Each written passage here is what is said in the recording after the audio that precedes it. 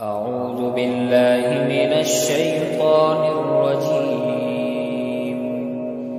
بسم الله الرحمن الرحيم. يا أيها المزمل قم الليل إلا قليلا نصفه أو انقص منه قليلا أو زد عليه ورتل القرآن ترتيلا إنا سنلقي عليك قولا ثقيلا إن ناشئة الليل هي أشد وطئا وأقوم قيلا إن لك في النهار سبحا طويلا واذكر اسم ربك وتبتل إليه تبتيلا رب المشرق والمغرب لا إله إلا هو فاتخذه وكيلا واصبر على ما يقولون واهجرهم هجرا جميلا وذرني والمكذبين أولي النعمة ومهلهم قليلا إن لدينا أنكالا وجحيما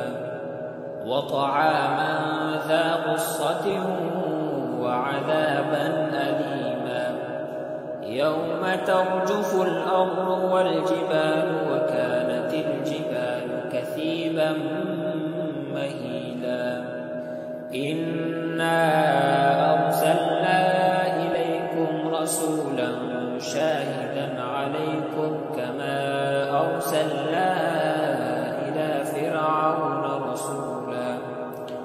فعصى فرعون الرسول فأخذناه أخذا وبيلا فكيف تتقون إن كفرتم يوما يجعل الولدان شيبا السماء منفطر به كان وعده مفعولا إن هذه تذكرة فمن شاء اتخذ إلى ربه سبيلا إن ربك يعلم أنك تقوم أدنى من ثلثي الليل ونصفه وثلثه وطائفة من الذين معك والله يقدر الليل والنهار علم أن لن تحصوه فتاب عليكم فاقرؤوا ما تيسر من القرآن علم أن سيكون منكم مرضى وآخرون يضربون في الأرض يبتغون من فضل الله وآخرون يقاتلون في سبيل الله فاقرؤوا ما تيسر منه وأقيموا الصلاة وآتوا الزكاة وأقرضوا الله قرضا حسنا وما تقدموا لأنفسكم من خير تجدوه عند الله هو خيرا وأعظم أجرا واستغفروا الله إن الله غفور رحيم.